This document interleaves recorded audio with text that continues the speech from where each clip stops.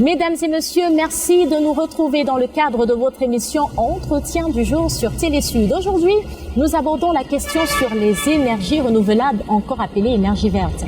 Le secrétaire général de l'ONU, Antonio Guterres, a appelé les États du monde à se mobiliser pour limiter la production de l'électricité au charbon d'ici 2040. Ceci soulève la question sur l'évolution de la transition énergétique en Afrique et au Cameroun. Pour en parler, nous avons en face de nous Gérard Tuabia, président de l'Association camerounaise pour les énergies renouvelables. Monsieur Gérard Tuabia, bienvenue. Merci bien, merci de m'avoir invité pour cet entretien.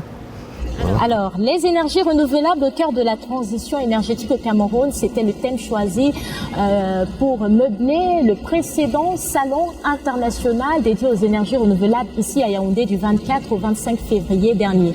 Alors, pourquoi avoir choisi cette thématique? Merci madame, et je remercie Télésud pour cet grand entretien. Voilà. Et effectivement, du 24 au 25 février 2022 dernier, nous avions choisi cette grande thématique sur la transition énergétique au Cameroun. Pourquoi? Parce qu'effectivement, nous avons la problématique du déficit énergétique qui traverse l'Afrique, et le Cameroun en particulier, d'un côté. Et de l'autre côté, nous avons, n'est-ce pas, ce problème du réchauffement climatique. Le réchauffement, n'est-ce pas, du climat, la protection de la planète, c'est très important. ACER, Association camerounaise pour les énergies renouvelables, n'est pas en reste. Dans ses missions, dans ses objectifs, ACER fait sienne, n'est-ce pas, de sa mission de lutter contre n'est-ce pas, le réchauffement climatique à travers, n'est-ce pas, les énergies renouvelables. Alors, est-ce que le Cameroun a les ressources nécessaires pour vraiment atteindre cet objectif? Est-ce que le climat est propice? Est-ce qu'il y a assez d'experts pour implémenter cela au Cameroun? Il faut commencer toujours par quelque chose, par quelque part. Et ACER, c'est ça notre rôle. Les experts, nous avons dans ACER 5 commissions. Commission soleil photovoltaïque, commission petite hydroélectricité, commission biomasse, commission géothermie, commission écologie. Bien évidemment, ACER fédère, vous le savez, tous les experts, tous les jeunes ingénieurs qui sortent des écoles dédiées, spécialisées comme l'École nationale polytechnique. Alors, dit que, est-ce qu'il y a des experts? Oui, il y a des experts. Dit que, est-ce que le Cameroun regarde des ressources pour les énergies renouvelables? Bien évidemment. Qui parle d'énergie renouvelable parle, n'est-ce pas, du soleil. Le Cameroun en a. Vous savez, la cartographie du Cameroun, énergétique du Cameroun est coupée en 3.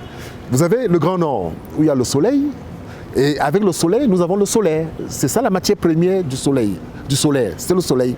Nous avons, n'est-ce pas, la petite hydroélectricité. Vous savez, le centre, sud et l'ouest du Cameroun, c'est l'hydroélectricité, c'est les fleuves et autres. Qui dit, n'est-ce pas, fleuve, dit petite hydroélectricité.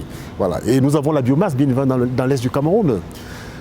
Et un peu du vent dans une partie du Cameroun, c'est pour ça qu'on appelle l'éolien. Le Cameroun regorge bien des ressources pour faire face aux énergies renouvelables, aux énergies nouvelles. Alors au Cameroun et en Afrique centrale, de manière générale, on enregistre un fort déficit énergétique. À quoi cela est dû et quelle politique proposez-vous au gouvernement pour changer la donne? Bien sûr, le Cameroun, comme l'Afrique centrale, pour ne pas dire toute l'Afrique, a un déficit énergétique. Alors, il y a plusieurs raisons qui y vont, plusieurs raisons. Il y a également ceux qui pensent que les énergies fossiles pourront faire l'affaire. La problématique du déficit d'énergie est due au fait que les pays n'ont pas encore une vraie politique dans le domaine. Il y a des pays qui n'ont pas le secteur, il y a ce qu'on appelle, le Cameroun a créé, n'est-ce pas, la direction des énergies renouvelables. Et c'est très récent cette création de direction des énergies renouvelables. Au Cameroun, auparavant, au niveau du ministère de l'énergie, il n'y avait que le secteur de l'électricité qui gérait les énergies renouvelables. Aujourd'hui, le Cameroun a une direction des énergies renouvelables. Ça veut dire quoi? Ça veut dire que le Cameroun tend à se pencher sur cette question. Ça veut dire que le Cameroun tend, n'est-ce pas, à mettre en place des ressources, que ce soit formation, compétences et autres dans ce domaine.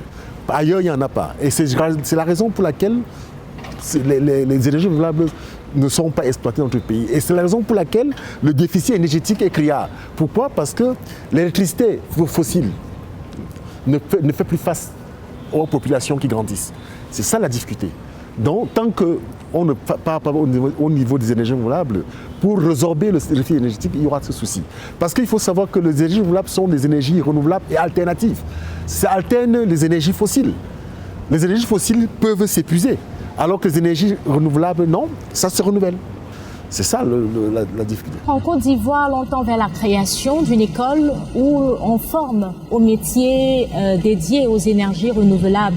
Vous pensez qu'on pourrait également atteindre ce niveau ici au Cameroun? Je vais vous rappeler que ACER, en 2015, a reçu l'agrément du ministère de la formation professionnelle. ACER a un agrément. Il faut savoir qu'ACER, dans ses prérogatives, a 3 grands axes. Ça veut dire quoi? Ça veut dire la promotion des énergies renouvelables à travers les salons internationaux, les conférences et autres. Le deuxième axe, c'est l'information à travers le magazine Planète Verte Info. ACER a un magazine, éditeur d'un magazine Planète Verte Info. Et c'est un magazine qui traite les questions du développement durable, l'énergie renouvelable, l'écologie et l'habitat durable. Le troisième axe sur lequel ACER s'appuie, c'est la formation, à travers le centre de formation. Donc vous voyez donc effectivement, ce sont les objectifs que ACER a mis en place pour pouvoir, n'est-ce pas, apporter son expertise, résorber cette solution. Bien évidemment, il y a des écoles qui sont créées au Cameroun, des écoles de formation. Et le Cameroun se penche aujourd'hui au niveau de la formation dans le domaine. Les ménages camerounais n'ont pas encore la culture de l'énergie nouvelle. Est-ce que vous croyez vraiment qu'en optant pour les énergies renouvelables, on va améliorer l'offre en énergie au Cameroun? Ça, c'est bien une très belle question. Très belle question. Les ménages camerounais, africains d'ailleurs, ne croient pas. Vous savez, en Afrique, il y a 600 millions d'Africains qui n'ont pas accès à l'énergie. Quand on parle d'énergie renouvelable, on parle de l'accès à l'énergie. C'est très important. Et c'est ça le cheval de bataille d'ACER. Énergie renouvelable, accès à l'énergie. Les ménages ne croient pas à l'énergie renouvelable. Pourquoi? Parce que je viens de vous parler de la structuration de la filière, le déficit de compétences et tout ce qui va avec. Il y a ce qu'on appelle les produits de mauvaise qualité, les équipements de mauvaise qualité sur le marché africain. Ça veut dire quoi? Ça veut dire qu'il y a le matériel, il y a le déficit de compétences, il y a, n'est-ce pas, le manque de maintenance. Il n'y a pas de suivi dans ce domaine. Ça veut dire que les développeurs de projets au Cameroun comme en Afrique se limitent à ce qu'on appelle la vente de matériel. Il n'y a pas un packaging. Le packaging, c'est quoi? C'est en même temps la formation, la fourniture, la maintenance. C'est très important. Et les ménages, une fois qu'ils ont acquis, n'est-ce pas, leur équipement, après 6 mois, ça ne fonctionne plus.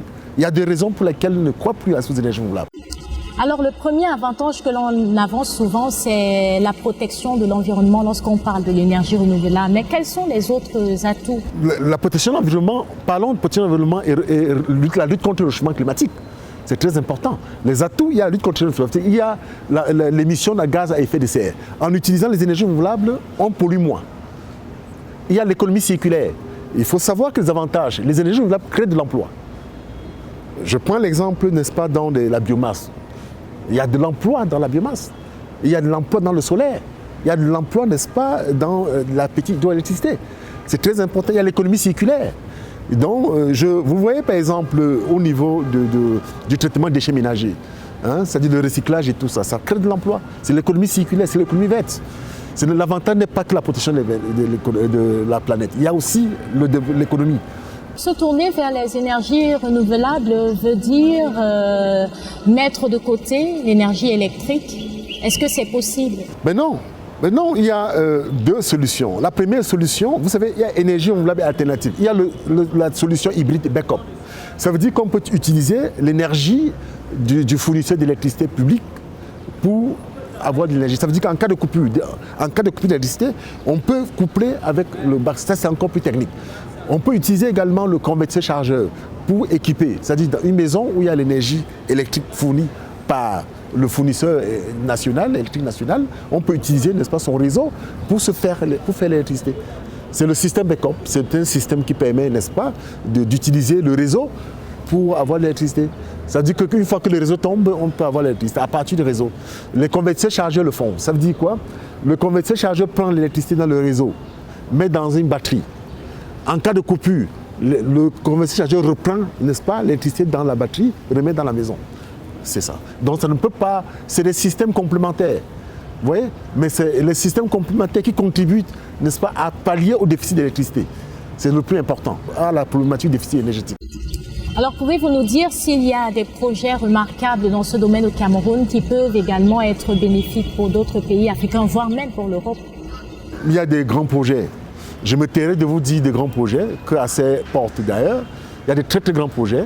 Nous sommes alignés sur le document SND 2022-2023, avec l'import substitution, nous sommes en train de travailler là-dessus.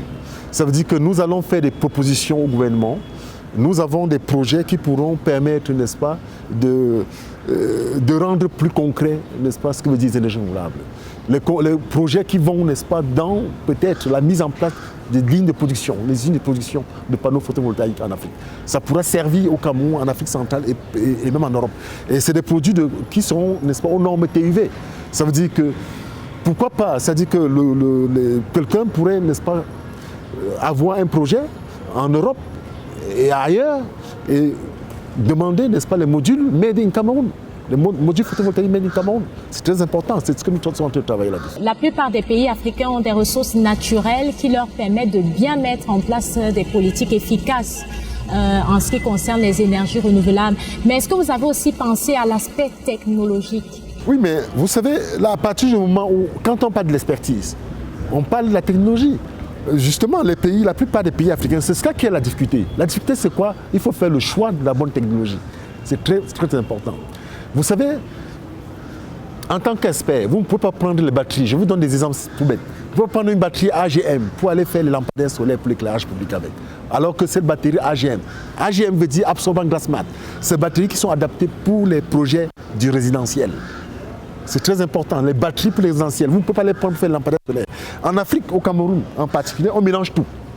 Il y a 4 types de batteries. Il y a les AGM, absorbant glace mat, il y a le gel. Il y a le nickel métal hydrure, il y a le lithium actuellement. Alors, c'est des batteries.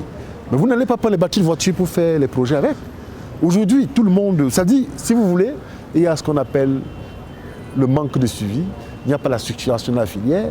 Il faudrait que les pays africains, n'est-ce pas, en particulier le Cameroun, essayent de structurer la filière.